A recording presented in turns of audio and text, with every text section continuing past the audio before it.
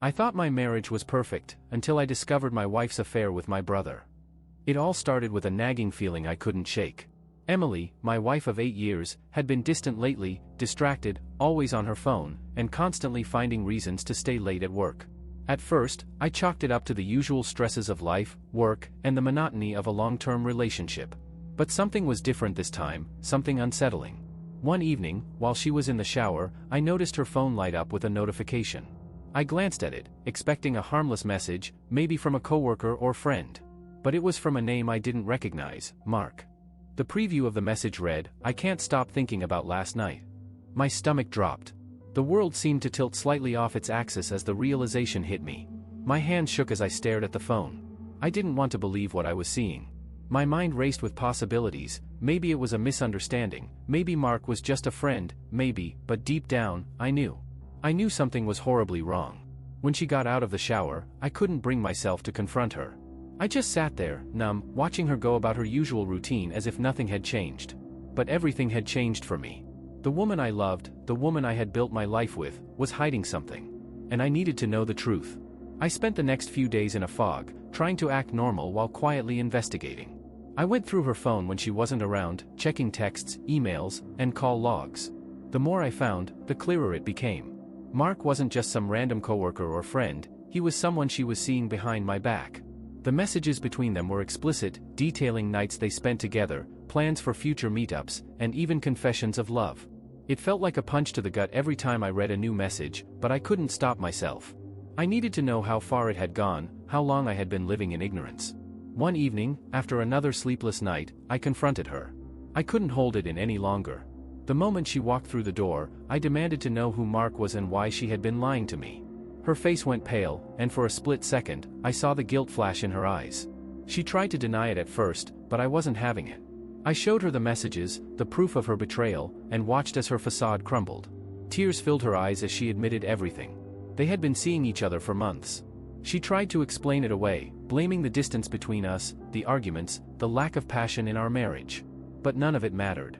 Her reasons didn't change the fact that she had cheated, that she had broken the trust between us. I couldn't listen to her anymore. I grabbed my keys and left, not knowing where I was going or what I was going to do. All I knew was that my life, the life I thought was secure and stable, had been shattered in an instant.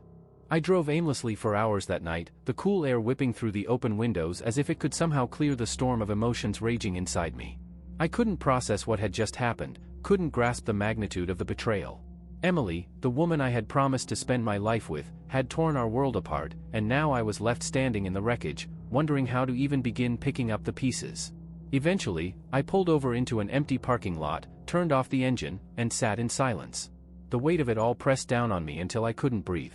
I wanted to scream, to cry, to rage, but all I felt was numbness. How could she have done this to me? To us? After what felt like hours, I texted my best friend, Mike. I didn't want to explain over the phone, and I certainly couldn't go home, not yet. Mike was always the guy I turned to when life got tough, and this time was no different. He answered immediately. "Come over. I'll be up." When I arrived at Mike's place, he was waiting with a cold beer and a concerned look on his face. I hadn't told him the details yet, just that something was wrong. When I walked in, he could tell from the look on my face that it was serious. "Jake, man, what happened?" he asked, his voice low and full of worry. I sat down on his couch and stared at the beer in my hand, trying to find the words. Finally, I looked up at him. "Emily's been cheating on me." The words felt foreign in my mouth, like they belonged to someone else's life. Mike's eyes widened in shock, and for a moment, he didn't know what to say. He just sat down next to me, stunned. "With who?" he finally asked, his voice barely a whisper. "Some guy named Mark," I replied, bitterness dripping from my words. "I found the texts, the calls, it's been going on for months." Mike shook his head, running a hand through his hair. "I can't believe it. Emily? She never seemed like the type." "I know," I said, my voice breaking. "Neither did I. But here we are." We sat in silence for a while after that, neither of us knowing what to say. The only sound was the ticking of the clock on the wall and the distant hum of traffic outside. I took a long swig of the beer, hoping it would dull the ache in my chest. "What are you going to do?" Mike finally asked. I sighed, leaning back into the couch. "I don't know. Part of me wants to walk away, never see her again. But, we've been together for so long. How do you just throw that away?" Mike nodded, understanding. "It's not easy, man. But you have to ask yourself, is this something you can forgive? Can you ever trust her again? That was the question, wasn't it? Could I forgive her? Could I ever look at her the same way, knowing what she had done? The truth was, I didn't know. My heart and my head were at war, pulling me in two different directions. One part of me wanted to fight for our marriage, to fix what had been broken. The other part wanted to walk away, to protect myself from any more pain. Do you love her? Mike asked, cutting through the silence. I hesitated, the words catching in my throat. I thought I did. But now, I don't even know what's real anymore. Mike gave me a sympathetic look. You don't have to decide right now. Take some time, figure out what you want. Just, don't rush it. I nodded, appreciating his advice but knowing it wouldn't make the decision any easier. The betrayal had cut deep, and the road ahead looked long and uncertain. After another hour of talking, Mike offered to let me crash on his couch for the night. I was in no shape to go home and face Emily again, so I accepted. As I lay there in the dark, the events of the day replayed in my mind, over and over, like some cruel loop I couldn't escape. Sleep didn't come easily, but when it finally did, it was restless and full of nightmares. Every time I closed my eyes, I saw Emily and Mark together, laughing at me, whispering behind my back. I woke up several times, drenched in sweat, the reality of my situation hitting me all over again. The next morning, I knew I couldn't avoid it any longer. I had to go back. I had to face Emily and decide what the hell we were going to do. But the truth was, I didn't know if I was ready for that conversation. As I drove home, my heart pounded in my chest. The house looked the same as always, quiet, peaceful, like nothing had changed. But inside, everything was different. When I walked through the door, Emily was sitting at the kitchen table, her eyes red and swollen from crying. "Jake," she whispered when she saw me, standing up slowly. "I'm so sorry." I stood there for a moment, staring at her, the woman I had once loved so completely. Now, all I felt was anger, betrayal, and a hollow ache that wouldn't go away. "We need to talk," I said, my voice cold and distant. She nodded, wiping her tears. "I know." And so, we sat down to have the conversation that would change everything. We sat across from each other at the kitchen table, the silence between us heavy, suffocating. Emily couldn't meet my eyes, and I didn't know if I wanted her to. My mind was racing with all the things I wanted to say, all the accusations I wanted to hurl at her, but none of them seemed enough to capture the depth of my pain. I took a deep breath, trying to steady myself. "Why, Emily?" I finally asked, my voice barely above a whisper. "Why did you do it?" She looked down at her hands, which were trembling slightly. "I don't know," she said, her voice breaking. "It just happened. I wasn't thinking, Jake. I'm so sorry." "Sorry?" I repeated, my voice rising. "Sorry isn't good enough. You destroyed everything. How could you betray me like this? How could you go behind my back and sleep with him?" Tears streamed down her face, but I couldn't bring myself to feel sympathy. "Not now. I didn't mean for it to happen," she said through sobs. "It started as just talking, and then, I don't know. I wasn't happy, Jake. We were drifting apart, and I felt so alone." I slammed my hand on the table, making her jump. "So instead of talking to me about it, you go and cheat? With Mark? How long, Emily? How long has this been going on?" She hesitated, wiping her face with her sleeve. 6 months, she whispered. The words hit me like a punch to the gut. 6 months. Half a year of lies, of pretending everything was fine while she snuck around with someone else. My mind flashed back to all the times I had suspected something was off, all the little signs I had ignored. I felt like a fool. 6 months, I repeated bitterly, shaking my head. "And you didn't think to stop? Not once? What, was I just an inconvenience, something you had to deal with when you weren't with him?" "It wasn't like that," she pleaded. "I was confused, Jake. I didn't want to hurt you." "You didn't want to hurt me?" I snapped, my anger boiling over. "You've been lying to me for half a year. Do you even understand what you've done? You've destroyed everything we built together." Her sobs grew louder, but I couldn't stop. "You've taken everything I thought was real and ripped it apart. How am I supposed to trust you again? How am I supposed to look at you and not see what you've done?" "I'm sorry," she repeated, her voice cracking. "I never meant for this to happen." I stood up, pacing the room, unable to sit still. "I need some air," I muttered, grabbing my jacket and heading for the door. "Jake, wait," she called after me, but I didn't stop. I needed to get out, to clear my head. I walked aimlessly through the neighborhood, the cold wind biting at my skin. My mind was a whirlwind of anger, hurt, and confusion. I couldn't believe this was my life now, that the woman I had loved for years had betrayed me so deeply. How could she claim to love me and yet do this? And with someone I knew, someone I trusted. The thought of confronting Mark made my blood boil. He had been my friend, or so I thought. But he'd been lying to me just like Emily, playing a part in this twisted game behind my back. I knew I'd have to deal with him eventually, but first, I had to decide what to do with my marriage, if it could even be called that anymore. After an hour of walking, I found myself back at the house. Emily was still sitting at the table, her head in her hands. When she saw me come in, she stood up, wiping her eyes. "Jake, please," she said softly. "I don't want to lose you. I know I've made a terrible mistake, but I love you. We can fix this." I stared at her, trying to find the woman I had once known, the woman I had fallen in love with. But all I saw was someone who had betrayed me in the worst way possible. "How do we fix this, Emily?" I asked, my voice hollow. "How do you come back from something like this?" "I'll do anything," she begged. "Counseling, whatever it takes. I'll cut Mark out of my life completely. Please, Jake. I know I don't deserve it, but I'm asking you to give me another chance." I wanted to believe her. I wanted to believe that we could somehow repair the damage that had been done. But deep down, I wasn't sure if I could ever trust her again. The pain was too raw, too deep. Every time I looked at her, all I could see was the betrayal. "I need time," I finally said, my voice strained. "I can't just forgive this overnight." She nodded, tears still streaming down her face. "I understand. Take all the time you need. I'll wait." I walked upstairs to the guest room, needing space from her, from everything. As I lay in the unfamiliar bed, staring at the ceiling, I wondered what the future held. Could I ever forgive her? Or had this betrayal marked the end of us? Only time would tell. But one thing was certain, the life I once knew was gone, and there was no going back. The next few days felt like living in a fog. I barely spoke to Emily, and when I did, it was strained and awkward, as though we were strangers. She tried, though, she really did. She apologized over and over, gave me space, didn't push me to talk. But none of it felt real anymore. No matter how much she tried, I couldn't shake the image of her with Mark. Mark.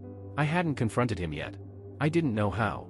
There was a part of me that wanted to show up at his place and knock him out cold, but another part of me didn't want to give him the satisfaction of knowing how much he'd hurt me. I wasn't sure I could handle seeing him, not after everything I had learned. How could I look him in the eye, knowing he'd been lying to my face for months? But I couldn't avoid it forever. One evening, as I was trying to lose myself in the TV, my phone buzzed on the coffee table. Mark's name flashed on the screen, and my heart sank. "Mark, hey, man. Can we talk? It's important." I stared at the message for a long time, debating whether or not to respond. I had nothing left to say to him, but ignoring him wouldn't make this go away. I needed to face it. With a heavy sigh, I typed back. "Me, yeah. Come by tomorrow." The next day, I waited on the porch, dreading what was about to happen. When Mark pulled up, I could see the guilt written all over his face. He stepped out of the car slowly, hands in his pockets, avoiding eye contact. It was surreal to see him now, knowing what he had done. We didn't say anything at first. He stood at the bottom of the steps, shifting awkwardly, while I stayed on the porch, arms crossed. Finally, he broke the silence. "Jake, man, I'm sorry," he began, his voice low. "I know I messed up, and there's no excuse for what I did. I don't even know where to start." "Yeah, you messed up, Mark," I said, my anger simmering beneath the surface. "You were supposed to be my friend. How could you do this?" He ran a hand through his hair, looking at the ground. "I don't know. I wish I had an answer for you, but I don't. It just happened. And I hate myself for it." I scoffed. "It just happened? That's your excuse? You don't just accidentally sleep with your best friend's wife, Mark." He winced, as if my words had physically hurt him. "I know, Jake. Trust me, I know. I don't expect you to forgive me. I just wanted to face you, man to man, and tell you I'm sorry.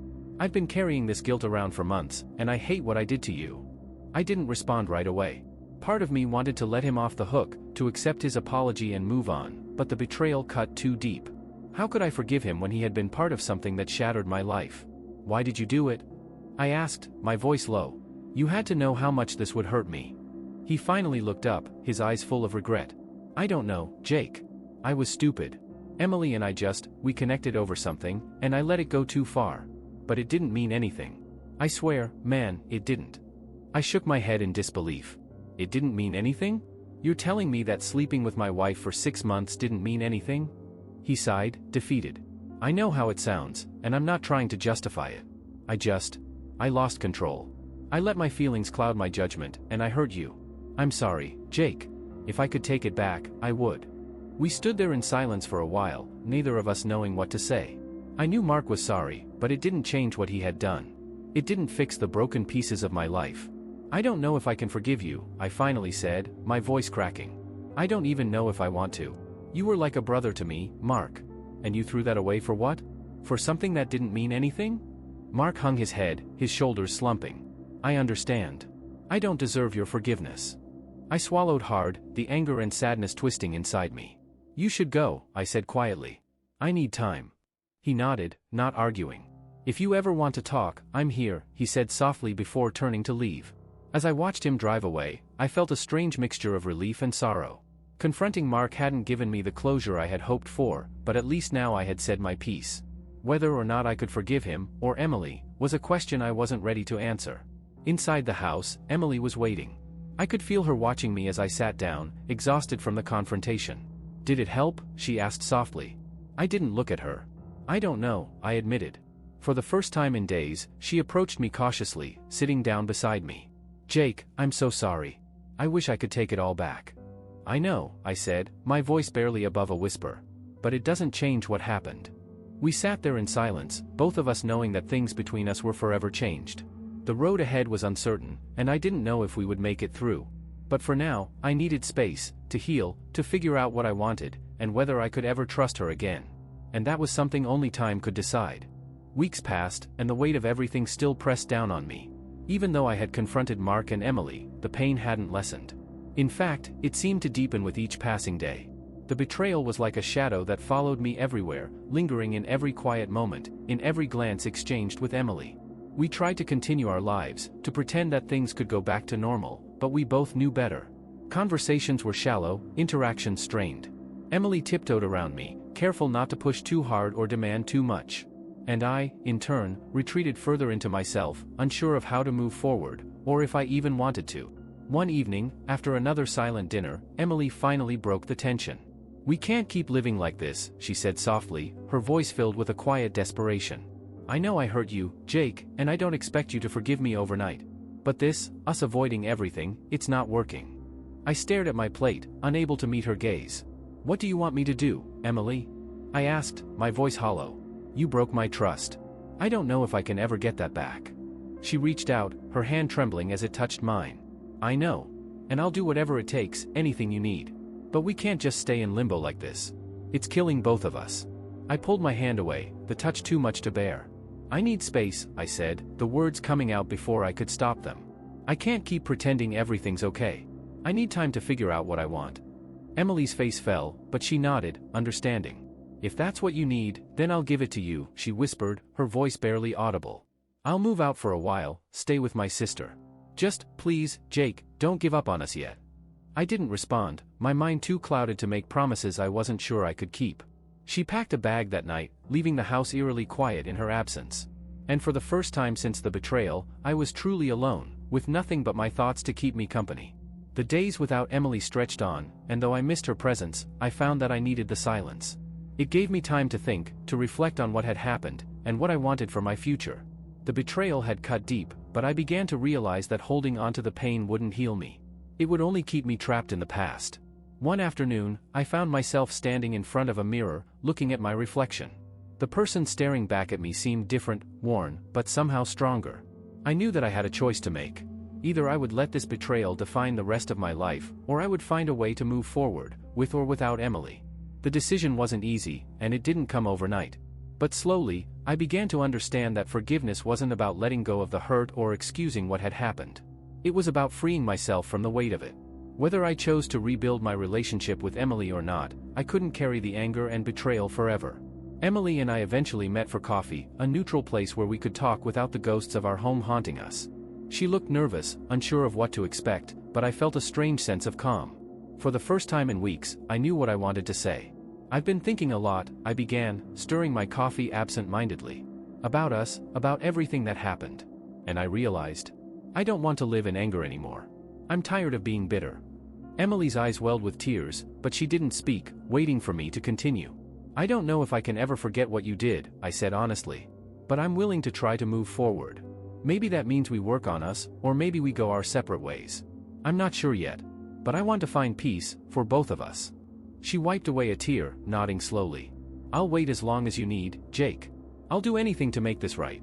I looked at her, really looked at her, and for the first time in a long time, I didn't see just the person who had hurt me. I saw the woman I had loved for years, the woman I had built a life with. And maybe, just maybe, we could find a way through the darkness together. Or maybe we couldn't. But either way, I knew that I had taken the first step toward healing. And for now, that was enough. A few months passed after that coffee meeting with Emily. We tried to rebuild, piece by piece, but the cracks were always there, visible in every conversation, every touch. We attended counseling, spent time together, tried to rediscover the bond we once had. But no matter how much effort we put in, something had shifted, something that couldn't be undone. One evening, after another long day of pretending that everything might eventually go back to normal, I found myself sitting on the porch, staring out into the quiet street. Emily joined me, sitting silently beside me. We didn't speak, but we didn't need to.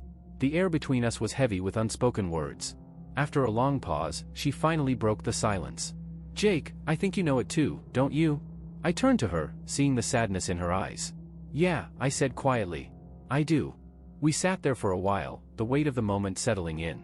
I had fought so hard to keep us together, to hold on to the life we had built. But the truth was, some things couldn't be saved. The betrayal had left scars too deep, and even though I wanted to forgive, I couldn't forget. It wasn't just the affair, it was the trust that had been shattered, the foundation of our relationship crumbled beyond repair. "I love you, Jake," Emily said softly, tears glistening in her eyes. "I'll always love you. But maybe it's time we stop fighting for something that's already gone." Her words hung in the air, and as much as they hurt, I knew she was right. We had reached the end of our journey together, and no amount of counseling or effort could change that. It was time to let go. "I'll always love you too, Emily," I whispered, my voice catching in my throat. "But we both deserve more than this. We deserve a fresh start."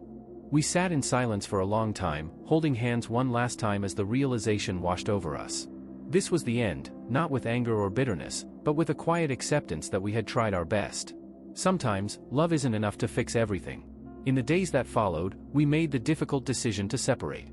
It wasn't easy, but it felt right. We both needed to heal, and we couldn't do that together. As Emily packed her things and moved out, there was a strange sense of peace in the air. The weight of our struggles had lifted, and while the pain of the betrayal still lingered, I finally felt free. Standing in the empty house, I took a deep breath and smiled sadly. It wasn't the ending I had imagined for us, but it was the one we needed. And now, it was time to start a new chapter, on my own terms, with the lessons I had learned, and the hope that maybe, just maybe, I could find happiness again. And that was enough for me.